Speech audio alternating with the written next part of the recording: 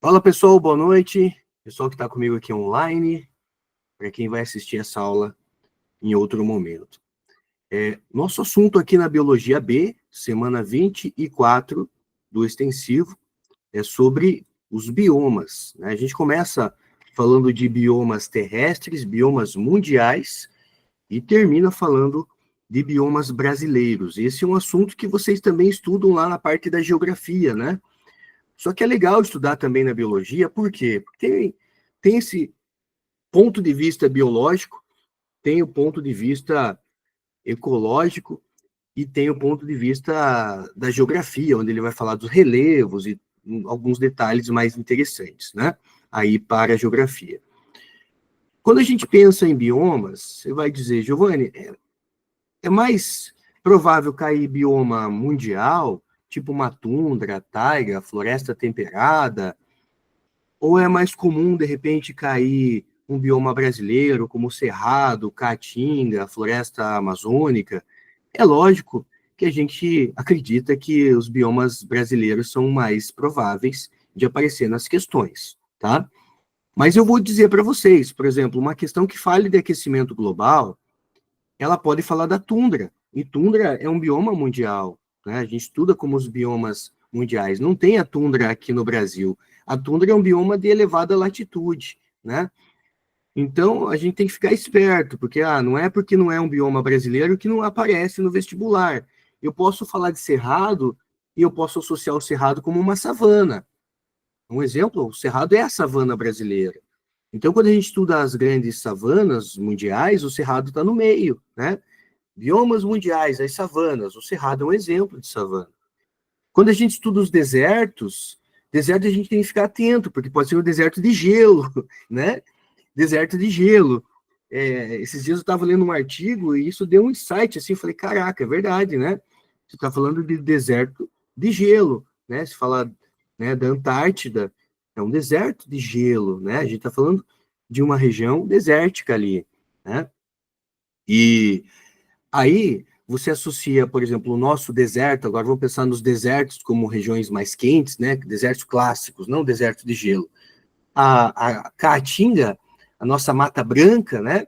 Também conhecido como Caatinga, a palavra Caatinga significa isso, né? Mata Branca, ela está associada ao nosso semiárido brasileiro. É o nosso deserto. Lógico, está muito longe de um deserto, a Caatinga ali, né? Quando a gente vê o deserto do Saara, por exemplo, mas a Caatinga é o nosso semiárido, né? Algo que a gente pode comparar assim um pouquinho, né, com o bioma mundial ali como uma situação mais de deserto mesmo. Então, essa visão geral ela é importante, tá? Quando a gente fala do manguezal, por exemplo, o manguezal, você está falando de um bioma costeiro. O manguezal também é um bioma costeiro. Mas, além de ser um bioma, o manguezal também é um ecótono. O que é um ecótono? O ecótono é uma região de transição. Nós vimos isso na aula passada. Ecótono, ecótone é uma região de transição entre dois ou mais ambientes. Se eu tenho uma região de mata, se eu tenho uma região, né, de mata, ou seja, de floresta, e uma região de campo, né, eu tenho aqui no intermédio entre esses dois biomas uma região de transição. E essa região de transição a gente chama de ecótono. O manguezal, além de ser um bioma, ele também é um ecótono, porque o manguezal ele tem contato com o mar, com água salgada, tem contato com o rio, água doce, ele tem contato com a parte do epinociclo, né, que é a parte do bioma terrestre. Então a gente vê o que ali uma região de transição entre um ambiente terrestre, um ambiente aquático salgado, um ambiente aquático de água doce, né? É uma região de transição. Mas vamos lá, gente. Vamos falar primeiro dos biomas mundiais, né? Então a gente tem aqui, olha só, uma paisagem de um bioma de elevada latitude chamado de tundra. Quais são as características da tundra que são importantes vocês saberem? Olha a tundra no inverno. O que a gente pode dizer? Caramba, é muito frio, né, Giovanni? É, muito frio. O inverno na tundra, gente, ele corresponde a 9 a 10 meses. Então, pega o ano. 9 a 10 meses do ano é inverno. 2 a 3 meses da tundra é verão. A gente já vai ver como que é uma paisagem da tundra no verão. Você está vendo a tundra no inverno. Temperaturas abaixo de zero, né? Então, você tem aqui a tundra, né? E quando a gente fala de tundra, você tem que automaticamente lembrar do permafrost. Traduzindo, né? Permafrost é aquele solo permanentemente congelado. Como que é o permafrost, né? Permafrost, deixa eu avançar aqui, eu já falo da seca fisiológica para vocês. Olha só, né, gente? Permafrost, se tem aqui, ó, isso aqui é a tundra no verão agora, tá? A tundra no verão, o solo, o gelo, ele descongela, mas é o gelo superficial, porque o gelo subterrâneo está aqui, tá? Você pode ter aqui aproximadamente ali uns 5 metros, mais ou menos, é o permafrost. Então, imagine, embaixo do solo, desse solo superficial, você chega a ter 5 metros de gelo, né? Um solo que fica o ano inteiro congelado. Por isso que é permafrost. Por mais que a superfície descongele, o permafrost ele se mantém no verão. 2 a 3 meses de verão não dá tempo de descongelar o permafrost. Então, já fica fácil para a gente aqui a nível de flora. Que tipo de planta vai se desenvolver aqui, galera? Não tem árvore, né? Não dá. Como que uma árvore vai fixar sua raiz nesse solo que é permanente e congelado? Não fixa. Então, aqui você tem o quê? Você tem gramíneas, que são angiospermas. Você tem briófitas, né? Que são os musgos. Então, briófitas são musgos, né? Você tem gramíneas, que são aí monocotiledôneas, que são angiospermas, né? E aí eu coloquei a questão da seca fisiológica, por quê? Você sabe o que é seca? A seca é a falta de água, né? Quando realmente não tem água. Por exemplo, no Nordeste brasileiro, a gente tem problema com a seca. Mas não é a seca fisiológica, né? Agora, quando a gente fala de seca fisiológica, significa aqui tem água, gente. Só que essa água ela está indisponível, porque essa água está congelada. Então tem água, mas a água está indisponível. Né? Não é falta de água. A água tem, só que a água está no estado sólido.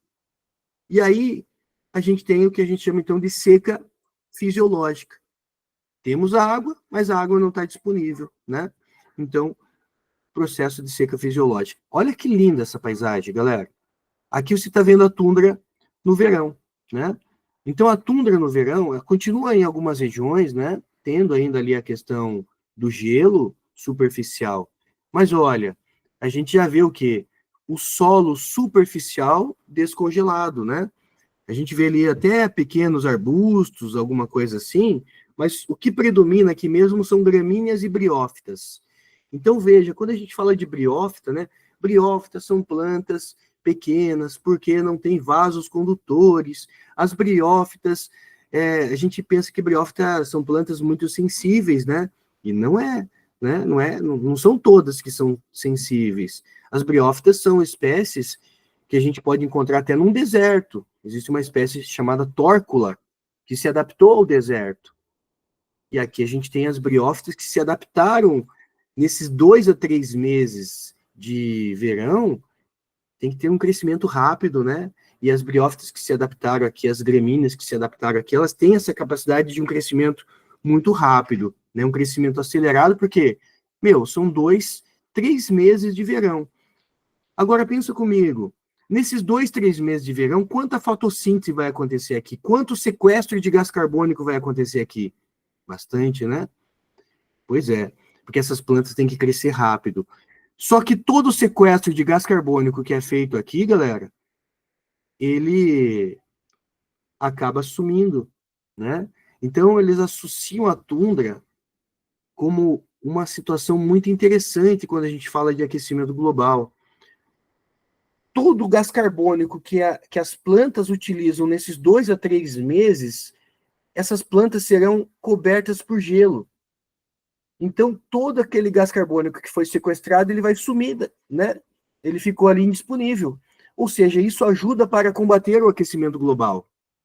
Porque se o problema é o aumento do gás carbônico, esses 2 a 3 meses, essa fotossíntese, né, que essas plantas vão fazer, elas estão sequestrando o gás carbônico da atmosfera.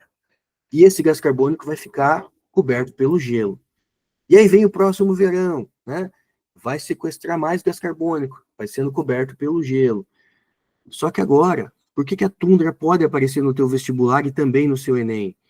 Porque o permafrost está diminuindo. Quando eu falo para vocês que o permafrost pode chegar até 5 metros, os cientistas estão percebendo que ao longo dos anos o permafrost está diminuindo.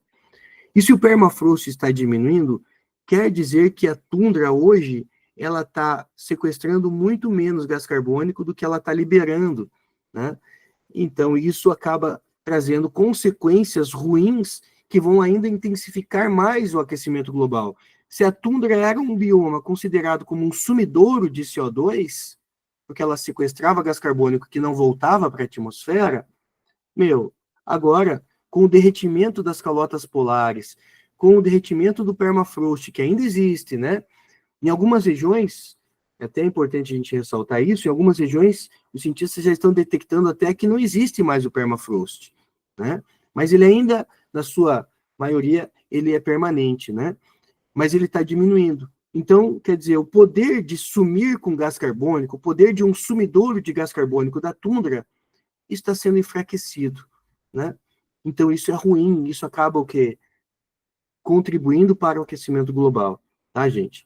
Eu tinha colocado aqui, né, nessa paisagem, acabei não comentando, ó, você tem os líquens também que aparecem aqui, né? Então, veja que líquens e briófitas, e também algumas gramíneas, são plantas que aparecem quando você fala de sucessão ecológica, são organismos que são pioneiros na sucessão ecológica. É importante, tá, você ter essa visão. Ah, quando um ambiente que nunca foi habitado antes, quem que aparece primeiro nesse ambiente? Os líquens são organismos importantes para a sucessão ecológica primária, né? O líquen, vamos lembrar, o líquen é uma associação mutualística entre algas e fungos, tá?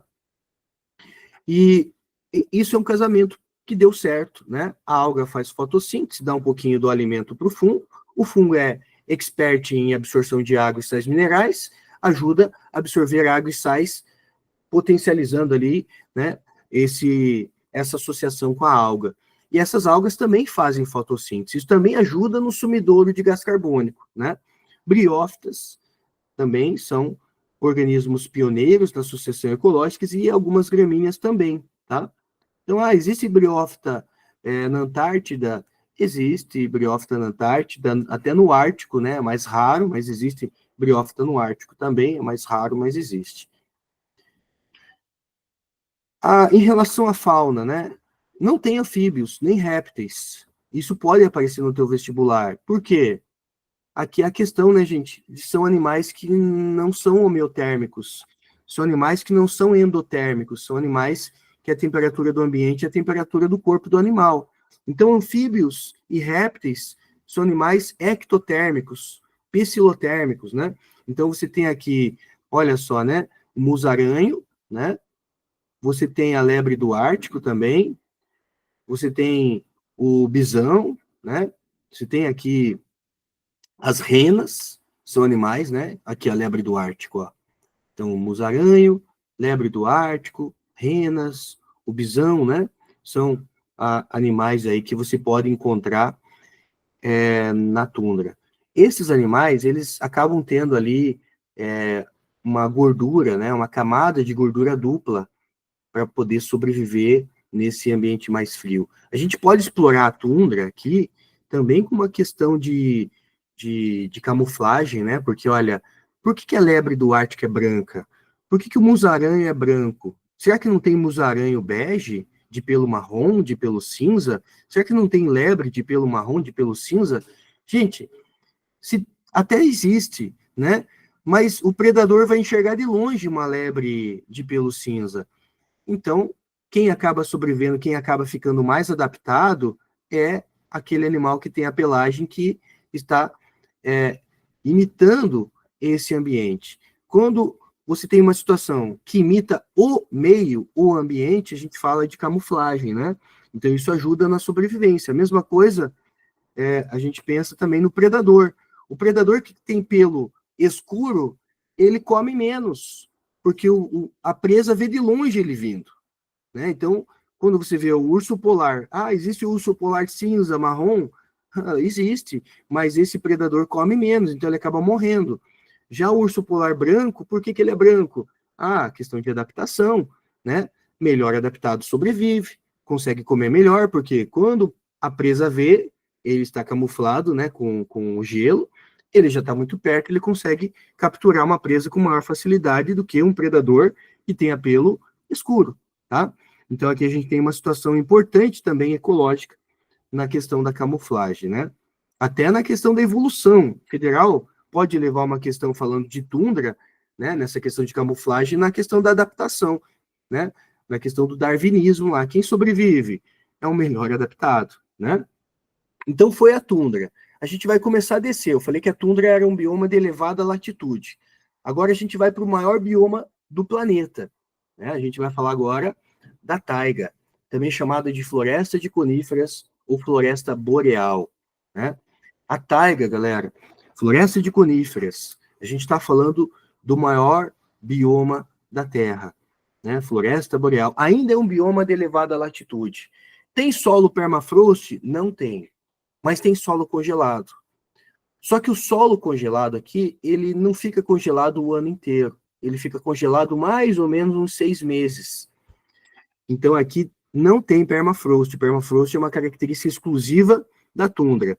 Na taiga, você tem 6 meses de solo congelado, 6 meses de solo que não está congelado. Então aqui foi possível o crescimento de árvores grandes, de árvores de grande porte, principalmente gimnospermas, se adaptaram bem a esse, né, bioma. Mas e quando o solo está congelado, como que ela absorve água se tem seca fisiológica durante o inverno? Seca fisiológica durante o inverno o solo está congelado. Só que vamos lembrar, são árvores de grande porte. Se são árvores de grande porte, a raiz também é de grande porte. E a raiz, ela ultrapassa essa camada de gelo, né? Ela está abaixo da camada de gelo. Então, o solo, ele não congela até a profundidade imensa, né? O solo, ele congela ali, os seus, no máximo, 7 metros de profundidade, 5, 7 metros de profundidade. E a raiz, ela pode chegar ali a 10 metros de profundidade, né? Tranquilamente, tá? Então, essa raiz, ela continua absorvendo água, né? Água líquida, né? Então, você tem aí a taiga, floresta boreal, floresta de coníferas. Aqui a gente tem, então, plantas adaptadas à neve e ao congelamento, são 6 meses de inverno. Essas plantas, elas têm uma situação importante. Olha um pouquinho de vocabulário importante aqui. Professor, o que é perennifolia? Folia lembra folha. Folhas perenes são folhas que não caem, né? São plantas que nunca perdem as suas folhas. Nem durante a neve, professor. Não, elas têm folhas, muitas vezes, em forma de agulha, né? Aciculada. O que é uma folha aciculada? Em forma de agulha, né? Não são folhas que vão ter um limbo grande, né? O que é o limbo, professor? Não lembro o que é o limbo, né? Se você pegar, por exemplo, uma folha, né? Vamos desenhar uma folha comum aqui, ó. Essa parte aqui da folha, isso aqui são as nervuras, ó, onde tem xilema e floema.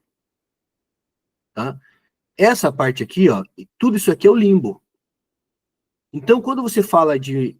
isso aqui é o pecíolo, né? Aqui tem o pecíolo, isso aqui é o limbo, tá? Limbo é a parte da folha em si, né? Tem folhas que elas são em forma de agulha, ó. Se a gente pegar pinheiros, até os pinheiros que a gente tem aqui no Brasil, muitos vão ter essas folhas aciculadas. Aciculadas. Professor, o que são folhas aciculadas? São folhas em forma de agulha. A palavra aciculada significa em forma de agulha. Por que isso é importante? Porque quando a neve cai, a neve não para na folha. Gente, se você tiver uma cobertura na sua casa aí e encher de gelo, encher de neve, pode ser que a cobertura venha abaixo por conta do peso da neve, né? Principalmente aqui no Brasil, que a gente não está acostumado com a neve. Então, às vezes o engenheiro vai projetar que o cara nem se preocupa com neve, né? Mas regiões onde tem neve, o engenheiro tem que se preocupar, cara, quanto de neve que esse telhado vai ter que aguentar, né? Porque a neve vai pesando. A mesma coisa acontece com a árvore. A neve vai sendo o quê? Um peso, que pode acontecer ali o quê? De matar a planta, né? Desfoliar essa planta. só que a planta é adaptada, ela tem folhas aciculadas, né? Isso é importante. Aqui também vão ter estômatos em forma de cripta. Quando você fala de estômato, imagine que aqui está uma epiderme, né? Normalmente a gente fala de estômato, aqui está o estômato, né? Aqui está o estômato, aqui está a epiderme. Só que aqui você tem um problema. Aqui você tem a possibilidade desse estômato congelar e não conseguir mais fazer trocas gasosas, né? E fazer a transpiração. Então, aqui você acaba tendo um tipo de estômato, a epiderme está aqui, esse estômato ele fica escondido, ele fica, né, na forma de cripta, que a gente chama. A epiderme está aqui, ó. Então, o vento passa aqui, né, e acaba não congelando esse estômato. Então, a gente diz que uma das adaptações dessas plantas, dessas gimnospermas, é estômato em forma de cripta. O que é cripto? Cripto é escondido, né? Ah, eu tenho criptomoeda, eu tenho moeda virtual, moeda escondida. Criptografia, um código escondido. A minha senha está escondida no banco, né? Criptografia. Estômatos em forma de cripta, estômatos escondidos, né? Se o estômato está escondido, ele não congela, beleza? Então, estômatos em forma de cripta, raiz profunda para, né, poder buscar água na forma líquida, folhas aciculadas, tudo isso é adaptação à situação, né, da neve, da baixa temperatura. Aqui você também vai ter ali, né, musaranho, aqui você tem raposas brancas também, né, vão aparecer aqui. Observe que agora apareceram aves migratórias, a temperatura ainda é baixa, né, mas no inverno agora essas aves migram para outras regiões. Então tem aves migratórias, ainda não tem anfíbios, nem répteis aqui, né, essa é a parte da fauna da taiga. E agora a gente vai para o terceiro bioma. Então agora a gente vai descendo. A tundra estava lá em cima, daí vem a taiga, e agora vem a floresta temperada. Perceba que até agora, né, eu não comparei com nenhum bioma brasileiro, porque nós não temos tundra no Brasil, nós não temos taiga no Brasil, e também nós não temos floresta temperada no Brasil. Quando a gente fala de floresta temperada, a gente está falando de 4 estações do ano bem definidas, né? Você tem ali primavera, verão, outono e inverno, 4 estações bem definidas, por isso temperada. Essa floresta também pode ser chamada de floresta decídua. Floresta decídua porque tem folhas caducas. Caducifolia. Se perennifolia são folhas que não caem, caducifolia ou folhas caducas são folhas que caem durante outono e inverno. Olha aqui, né? Você tem o símbolo aqui associado ao Canadá, né? Aqui é uma folha do carvalho, né? Aqui é uma planta característica aí do Canadá. 4 estações e as folhas caem no outono e inverno. Caducifolia, folhas que caem, folhas caducas. Olha só um pouquinho de vocabulário importante que pode pegar muita gente. Perennifolia na taiga, caducifolia na floresta temperada. Tá bom? Professor, durante o outono e inverno, quando as plantas perdem as suas folhas, ela não faz fotossíntese? Não, gente. Né? Ela não vai fazer fotossíntese. Ela vai ter que ter reserva para sobreviver por esse período, né? Então, quando as folhas caem, quando você tem aqui a caducifolia, né? Olha o que acontece, muda a paisagem. Aquela paisagem colorida que a gente tinha aqui, ó, olha só, né, a diferença. As folhas caem durante o outono. Para essas folhas caírem, a gente pode fazer uma viagem lá para a botânica agora, na parte dos hormônios vegetais, dos fito-hormônios. O que faz uma folha cair? Gente, para uma folha cair, tem que aumentar a concentração de um hormônio chamado etileno, isso na folha, né? Porque o etileno é o hormônio do envelhecimento. Então, aquela folha que estava verdinha, né, vistosa, bonita, ela vai envelhecendo, ao mesmo tempo que diminui a concentração da auxina, do AIA, né? Então, para uma folha cair, você precisa ter essa combinação aqui. Aumenta etileno na folha, diminui a auxina, as folhas caem quase que simultaneamente, quase que no mesmo período, né? Isso envolve, então, a caducifolia né? A gente pode trazer uma questão de ecologia, falando de floresta temperada, e ao mesmo tempo de hormônios vegetais. E aí o aluno fala, não apareceu botânica na prova. Apareceu, falou de hormônios vegetais, né? Questão de fauna, tem anfíbio agora, né? Na floresta temperada a gente já vê insetos, anfíbios, répteis, animais ectotérmicos, então aparecem na floresta temperada. Aves, algumas aves ainda migratórias, né? Ursos, pumas e raposas, né? A gente destaca alguns animais aí para esse bioma. E para a gente finalizar aqui essa parte mais de floresta, né? Vamos falar da floresta tropical pluvial.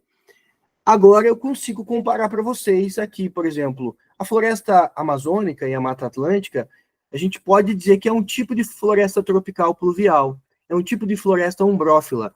A palavra ombrófila, significa úmido, né? Então, professor, então por isso que é umbrella, né, tal, tem a questão umbrófila, né, que tem a ver com umidade, que tem a ver com água, com chuva, né? Então, ombrofolia, isso tem a ver com umidade, tá? Então, é uma floresta úmida. Aqui no Brasil, a gente tem a floresta amazônica, que tem, né, uma quantidade muito significativa de umidade. A gente tem a Mata Atlântica também, são exemplos de florestas tropicais. Então, tudo que eu falar da floresta tropical pluvial, que é um bioma mundial, a gente pode trazer para o nosso bioma aqui, tanto para a Mata Atlântica quanto para a floresta amazônica. Em regiões quentes e úmidas, e tem a maior biodiversidade do planeta. Parece que eu estou falando da Amazônia, né? Mas existem outras florestas tropicais pluviais aí pelo mundo. Característica da floresta tropical pluvial, isso vale para a Amazônia, principalmente, né? Na Mata Atlântica a gente vai ver também. O quê? Estratos arbóreos. O que são estratos arbóreos? Você tem as plantas, as gramíneas no solo, você tem os arbustos mais no solo, aí você tem pequenas árvores, árvores medianas, e o dossel da floresta, olha só, né? Esses tempos caiu uma palavra chamada dossel da floresta. O que é o dossel? É o teto da floresta.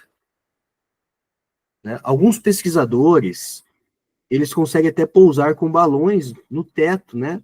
Nessa parte aqui da floresta. Né? Quando a floresta tem a mata bem fechada, eles conseguem pousar com balões para fazer colheita de amostras. Hoje eles fazem isso com drones, né? Mas antigamente eles tinham que fazer isso com balões. Hoje está muito mais fácil.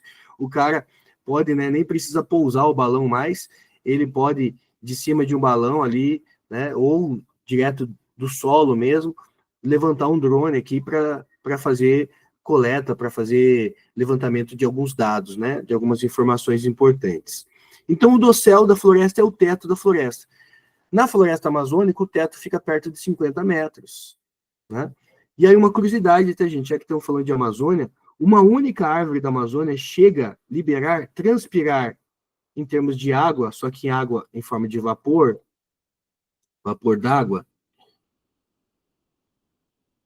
em 24 horas, ele chega a liberar em torno de até 1.000 litros de água. Uma árvore da Amazônia chega a transpirar, na forma de vapor d'água, 1.000 litros de água. Agora, imagine trilhões de árvores. Quanto essas árvores não mandam isso né, para formar ali as nuvens carregadas, a gente chama isso de rios voadores, né? Então, olha a importância da Amazônia, principalmente. Né? A Amazônia ela vai formar uma grande quantidade de rios voadores que vai trazer chuva para uma boa parte do território brasileiro. Tá? Então, a gente tem aqui árvores em estratos, solo raso e pobre. Cuidado, gente, a Amazônia, né, tem um solo raso e pobre. Como assim o solo da Amazônia é raso e pobre? O solo da Amazônia é raso e pobre. Se você estudar a latitude da Amazônia com a latitude dos grandes desertos do planeta, você vai ver que a Amazônia tem um potencial para desertificação. A Amazônia só não é um deserto, né? Porque ela ainda tem uma grande quantidade de rios na região. Mas o rio vai sumindo, gente. Conforme a gente vai desmatando, a água vai sumindo, a água vai desaparecendo. E não pense, desmatou, um dia volta, né? A Amazônia, para ela voltar numa sucessão ecológica secundária, é muito difícil. Por quê? Porque o solo é raso. quando uma folha cai na Amazônia, essa folha ela sofre rapidamente a decomposição, ou seja, tem uma alta reciclagem da matéria. Não é porque o solo é rico, não, é porque ela tem uma alta reciclagem na matéria. A folha que cai, o fruto que cai, rapidamente sofre decomposição, e isso faz com que o que era orgânico seja agora inorgânico, ajudando para que a planta possa utilizar essa substância inorgânica, né? E você vai ver, então, que as raízes, elas nem são profundas aqui. Muitas vezes você tem raízes tabulares, que são raízes que crescem paralelo ao solo, já que se o solo é rico só na superfície, né, ele, né, faz sentido com que as raízes cresçam superficialmente, paralelas ao solo, e não profundamente, tá?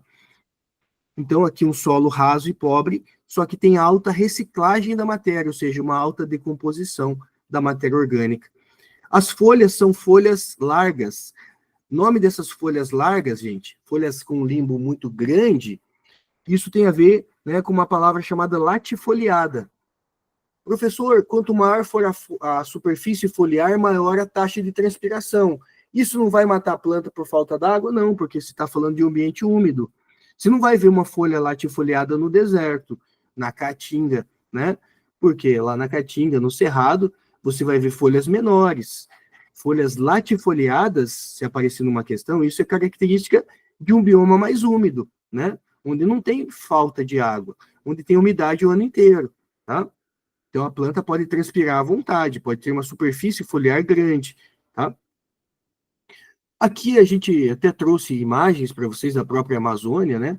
Muita competição por luz, por conta do céu, né, que se fecha totalmente, ó.